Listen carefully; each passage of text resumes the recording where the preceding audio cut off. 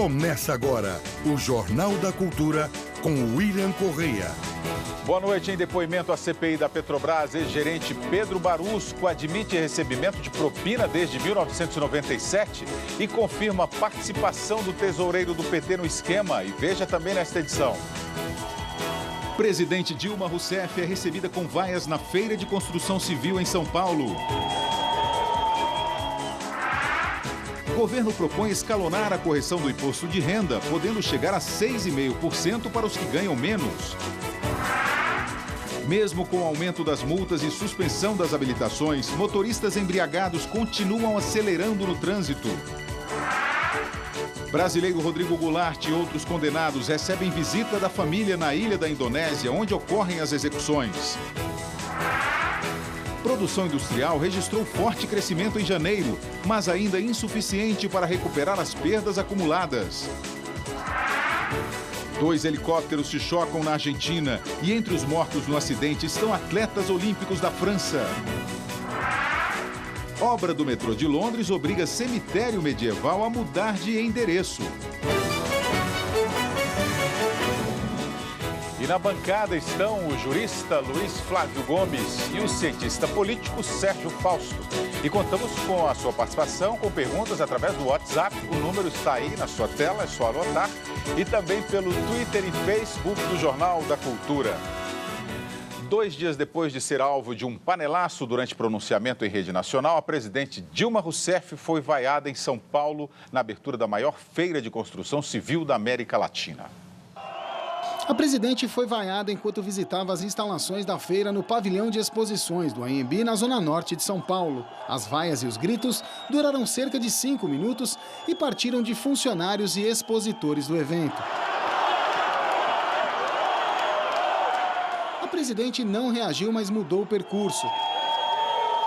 Na cerimônia de abertura, Dilma minimizou a crise econômica enfrentada pelo país. É verdade que o Brasil passa por um momento difícil, mas nem de longe nós estamos vivendo uma crise das dimensões que alguns dizem que nós estamos vivendo. A recepção hostil durante a abertura do evento alterou a agenda da presidente. Dilma deveria se encontrar com o ex-presidente Lula na capital paulista, mas preferiu transferir a reunião para Brasília. A expectativa é que a conversa ajude a superar o momento político difícil e acalmar os ânimos na relação com o Congresso. No domingo, o pronunciamento da presidente em rede nacional foi alvo de um panelaço.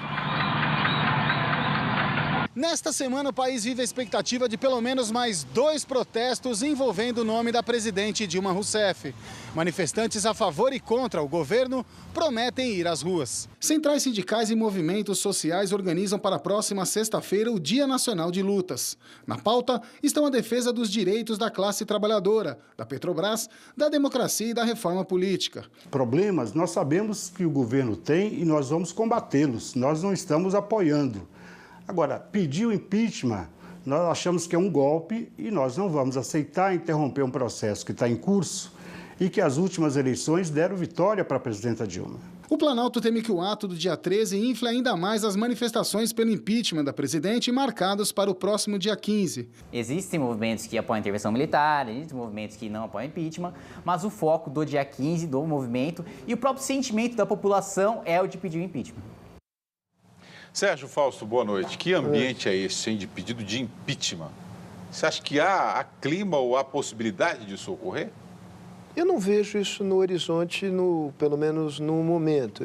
Há, evidentemente, um clima de grande insatisfação com o governo. E o governo está, para usar um termo que é caro aos psicólogos, está numa espécie de estado de negação, negando essa realidade, né, de que a crise é profunda, de que a crise é grave, de que a popularidade da presidente despencou e de que não há nenhum sinal em vista de que esse processo seja revertido no curto prazo. Isso tem gerado uma grande insatisfação na população, que evidentemente que não é uma insatisfação limitada a um pequeno grupo social, não é a elite branca que está insatisfeita com o governo. E as pesquisas de opinião pública mostram isto. essa insatisfação se traduz, em parte da opinião pública, numa demanda por impeachment. Me parece que ela é claramente minoritária, ao menos por hora, e não encontra ressonância no mundo político institucional, me refiro especificamente ao Congresso. Sem essas duas condições, digamos, de uma opinião pública majoritária em favor do impeachment e sem apoio congressual em favor desta demanda, eu não vejo razões para imaginar que o impeachment esteja colocado como uma possibilidade concreta, pelo menos no curto prazo. Agora, a crise tem evoluído de uma maneira surpreendente, então não é possível descartar de antemão a possibilidade que o país tenha que lidar com essa possibilidade. Luiz Flávio Gomes, boa noite. Impeachment de um presidente. Tem que ter um caso aí, pelo menos, de corrupção comprovado, né? Ou só meramente um problema, uma crise, ou problemas econômicos, pode gerar um impeachment? Não, né? Não. Crises não podem gerar impeachment. Tem que ter um motivo concreto, sério. O próprio autor dessa ideia, nos últimos tempos, o professor Ives Gandra Martins, disse que, teoricamente, poderia haver motivos para o impeachment da Dilma, mas ele disse, mas esse é um tema político, impeachment é político. Até porque a pergunta maior que se deve fazer no impeachment é a seguinte, quem vai assumir? Então, eu tiro daqui o técnico, pega o teu time de futebol, você tira o técnico, mas quem vai assumir? Quem vai assumir? E, nesse caso, quem assume é o PMDB. E o PMDB, cá para nós, não tem uns antecedentes muito recomendáveis para assumir o país. Está cheio de gente problemática. O presidente da Câmara está investigado agora, Renan Calheiros está investigado agora. Ou seja, quem assume, quando o Collor de Mello foi para sair no impeachment, houve todo um acordo antes de conversa com o Itamar. E o Itamar, você vai assumir a presidência, nós vamos te dar apoio, mas o que você pensa, o que você quer? E ninguém está fazendo isso hoje com o PMDB. Portanto, impeachment eu acho que é uma ideia, não cola porque não tem como. Até o PSDB, que é o partido contrário, mais contundente contra o PT, ele hoje, em todos os jornais, todas as lideranças do PSDB hoje dizendo não é o caso de impeachment. Então, enfraqueceu a tese. Olha, o Michael Kovacic aqui pelo Twitter. Não seria melhor se Dilma completasse seu mandato e mostrasse mais erros para democraticamente trocarmos? Eu prefiro. Eu acho que claramente o processo eleitoral, o cumprimento do mandato, salvo se houver a comprovação jurídica de um crime de responsabilidade, e aí eu me respaldo na opinião de pessoas da área, eu li com atenção o artigo publicado por Miguel Reale Júnior neste final de semana no Estado de São Paulo. Ele pede a renúncia da presidente, esta é a opinião dele. Renúncia é sempre um ato unilateral do mandatário, não é um processo jurídico que o leva à renúncia. E ele faz esse pedido de renúncia a partir de uma análise da impossibilidade, até onde ele examina o caso, de instaurar, com base jurídica sólida, um processo de impeachment da presidente Dilma. Acho que seria um processo traumático, não é possível imaginar que seria uma repetição do que se passou com o presidente Collor. O presidente Collor não contava com base de sustentação política nem social. O caso da presidente Dilma é diferente. Ela tem um mandato que é um mandato conquistado nas urnas, é um mandato que é legal e ele é legítimo, e acho que é melhor para o país que ele chegue ao seu final. Agora, esta é uma responsabilidade que cabe também e, sobretudo, à presidente. A presidente não tem atuado de maneira a facilitar o seu próprio destino. Sérgio Fausto, acho que você falou a elite branca e a Marlene de Jundiaí está perguntando o que é elite branca? Elite branca virou uma figura utilizada por partidários dos governos do PT para procurar estigmatizar a crítica social ao governo, querendo dizer que esta crítica provém de um grupo restrito de privilegiados. Evidentemente que isso é uma mistificação, né? Eu não vou me alongar muito nessa tese, basta olhar as pesquisas de popularidade da presidente Dilma e de aprovação ao governo para constatar que a insatisfação social vai muito além de um pequeno grupo social. Quer dizer, quem repete essa tese ou está enganado de boa fé ou quer enganar outras pessoas de má fé. Num caso ou no outro, é lamentável. A partir de hoje, o Jornal da Cultura vai trazer frases que se destacam em meio a tanto falatório. É a frase do dia.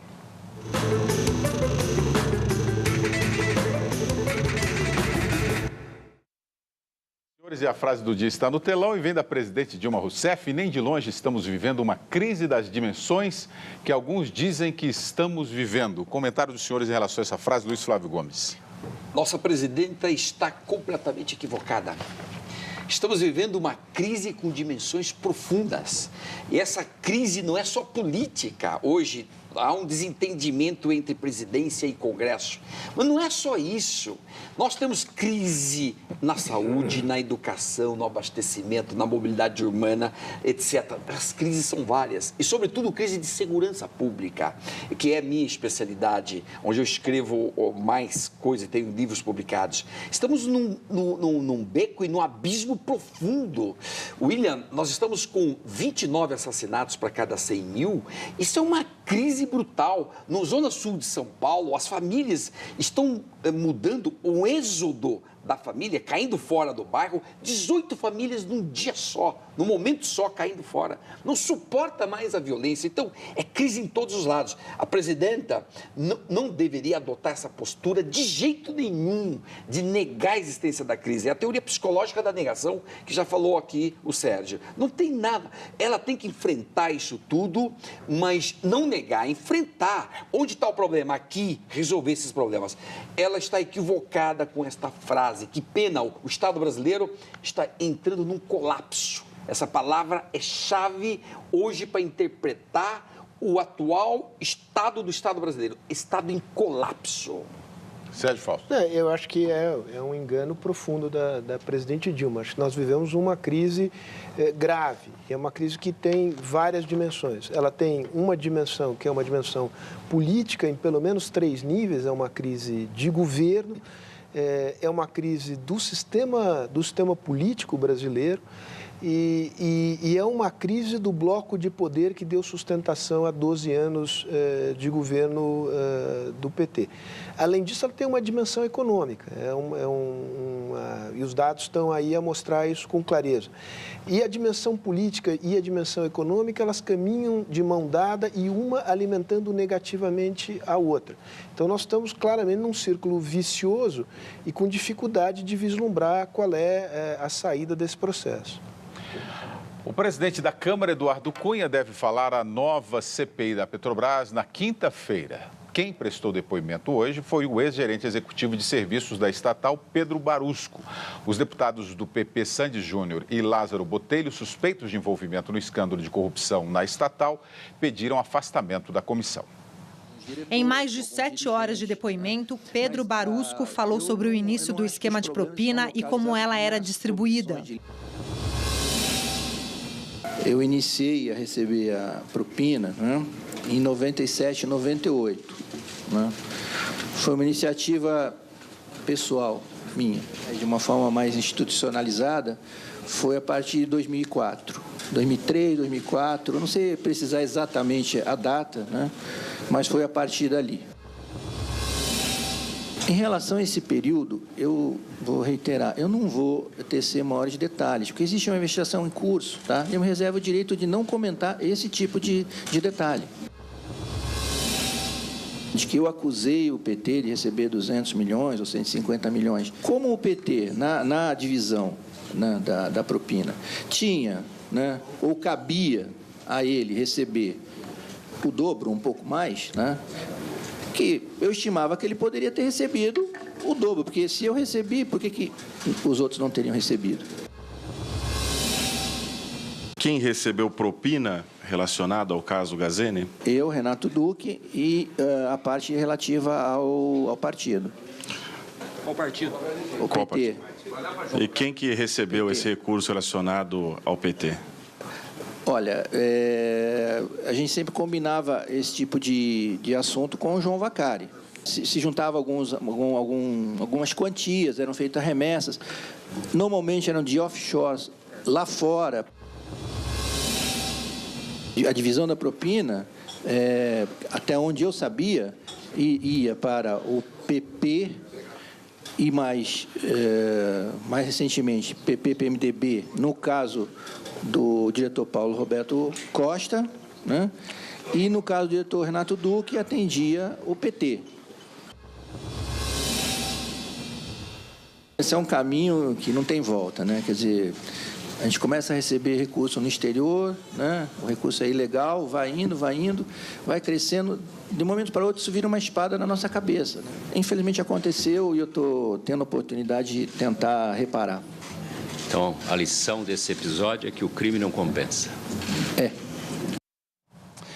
Por meio de seu advogado, Renato Duque negou qualquer recebimento indevido de quantias referentes à Petrobras. João Vacari Neto disse nunca ter conversado de finanças ou doações para o PT com Pedro Barusco. E José Eduardo Dutra, presidente da Petrobras em 2003, quando o esquema teria começado, não foi localizado. Tem uma pergunta aqui.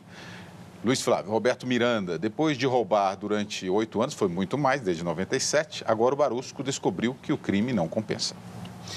Se o crime não compensa, claro, porque ele está tendo que devolvendo quase 97 milhões, ele está tendo que devolver.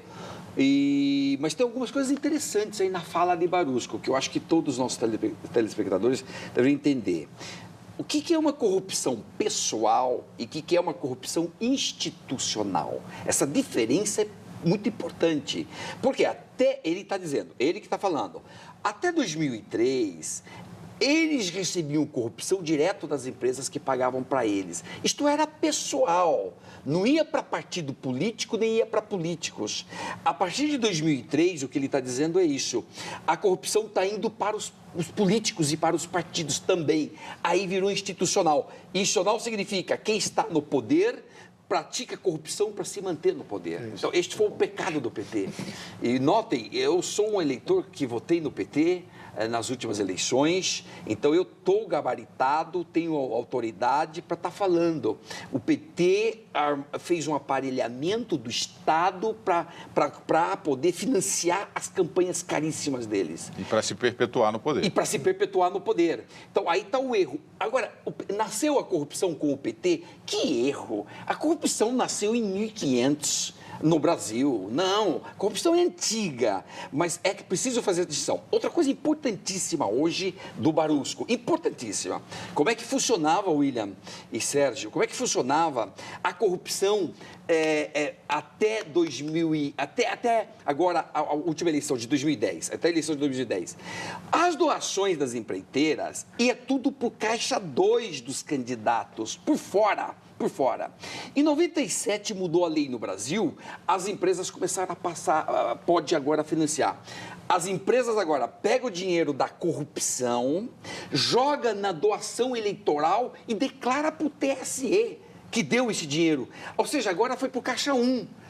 As doações agora estão vindo de propina, ou seja, permitir doação por empresas é um desastre para o país. É isso que nós temos que concluir. Sérgio, o Roberto Costa, ex-diretor da Petrobras, disse que doação de empreiteiras para políticos, para campanhas políticas, é uma falácia, que na verdade eles não fazem doação, eles fazem um empréstimo. E é isso que acontece, é por isso que é tão importante proibir esse mecanismo que o Luiz Flávio descreveu aqui. Você faz a transferência para a empresa, no caixa 2 da empresa, e a empresa faz a doação do seu caixa 1 para a conta legal do partido. Esta operação, que tem uma aparência legal, ela só é viabilizada pelo dinheiro da corrupção. Não é por acaso que virou uma espécie de mantra, sobretudo dos tesoureiros, em particular do João Vacari, dizer: eu jamais recebi dinheiro que não fosse dinheiro legal de campanha, né? Presumivelmente, é possível que seja em grande parte verdade. O que é preciso mostrar é que por detrás desse dinheiro que entrava legalmente nos caixas de campanha havia um processo sistemático de corrupção em larguíssima escala. Como é que você resolve esse problema do financiamento de campanha? Que é um problema-chave em todas as democracias do mundo, difícil de se lidar. Eu, doutrinariamente, acho que empresa não deveria fazer doação de campanha. Menos ainda aquelas empresas Que tem negócios com o poder público. Que tem contratos e, às vezes, concessão de serviço público. Por outro lado, eu sou sensível ao argumento de que, na impossibilidade de doação das empresas, quem detém o poder público passa a ter uma vantagem do ponto de vista do financiamento, se ele for exclusivamente público, porque controla instrumentos que são capazes de extrair do setor privado de maneira ilícita o financiamento de campanha, que eu acho que é um argumento ponderado. Nós vamos ter que encontrar um equilíbrio nessa matéria. Certamente não é fácil de encontrar. O status quo, eu acho que ele acabou. Se para alguma coisa este escândalo servirá, e acho que servirá para várias coisas, uma delas é essa. Quer dizer, nós vamos ter que repensar e refazer o sistema de financiamento de campanha no Brasil. Agora, eu acompanho, a gente diz isso desde o escândalo do Mensalão. Agora, o maior escândalo que o Brasil já teve. Aí o João Campos vem com uma frase aqui: se você não sabia, propina em governo se recebe até no Vaticano. É isso daí. Quer dizer, saímos do escândalo, entramos em outro e teremos outros mais, é isso? Depende. Mas eu vejo... Só que, Sérgio, desculpa, por favor. É que a Petrobras é só a pontinha do iceberg da corrupção no Brasil. Veja agora o que estão falando os dois delatores da Camargo Correia, desde sábado, domingo, segunda, hoje. Viu o que eles estão falando de Belo Monte? Belo Monte, 10 milhões só foi pro Lobão, ele falou, o delator falou. Então, Belo Monte é uma corrupção incrível. Você tem hoje Eletrobras, tudo. E a corrupção tomou conta de tudo, William. Petrobras é a ponta do iceberg. É uma pontinha da corrupção.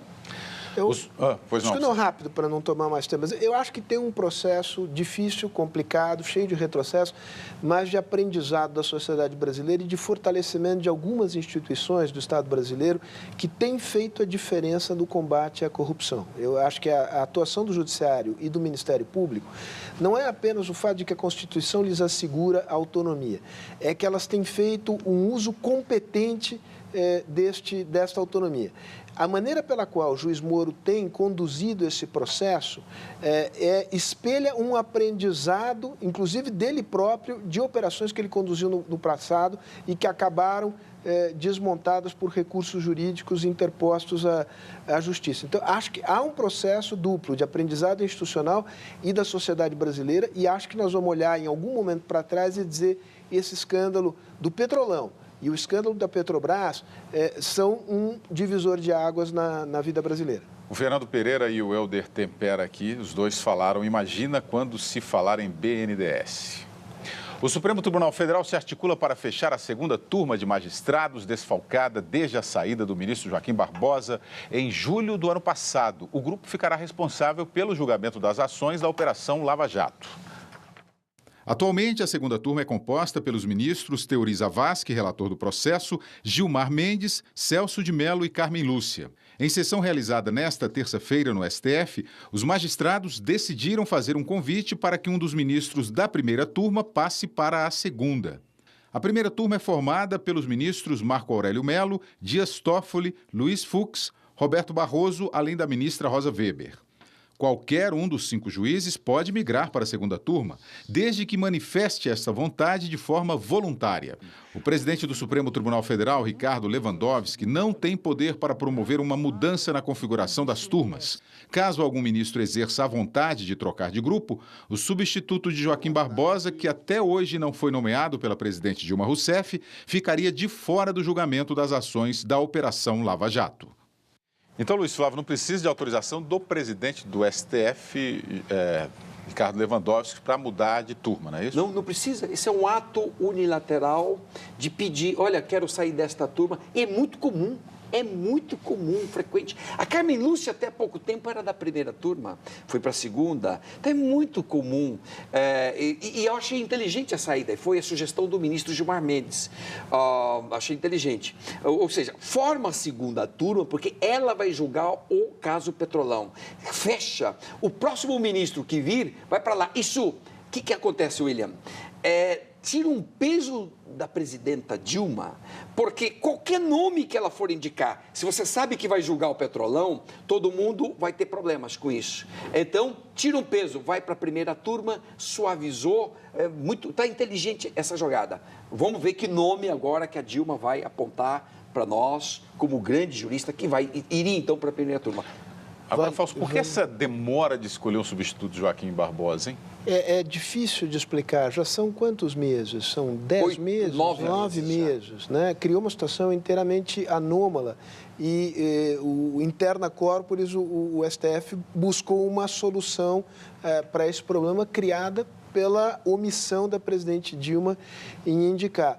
O fato é que agora ela se meteu numa enrascada, porque é de tal modo a crise do apoio congressual ao governo dela, e mais do que isso, o fato de que muitos dos deputados e senadores ali presentes, a competência do Senado para aprovar o nome, estão apontados na lista do Janot, que o que é um procedimento normal do funcionamento do Estado brasileiro, que é a indicação de um ministro para o STF, pela Presidência da República, e sua aprovação pelo Senado, se transformou num enorme abacaxi.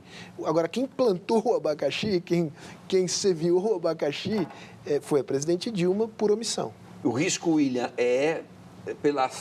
sabe quando houve uma negativa de um ministro indicado pela presidência? Final do século XIX. Foi o único ministro negado pelo Senado. Final do século XIX.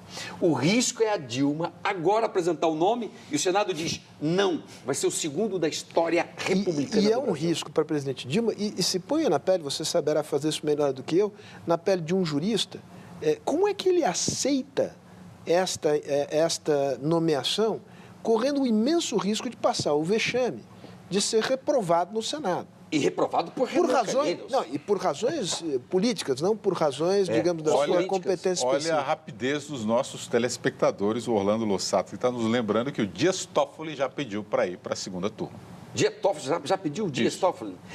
Dias Toffoli é um problema. Vai dar muita confusão, porque o Dias Toffoli é tido como ministro do PT dentro do Supremo. E ele deve presidir os julgamentos, tá? Puxa vida, vai ser um problema. Vai dar confusão.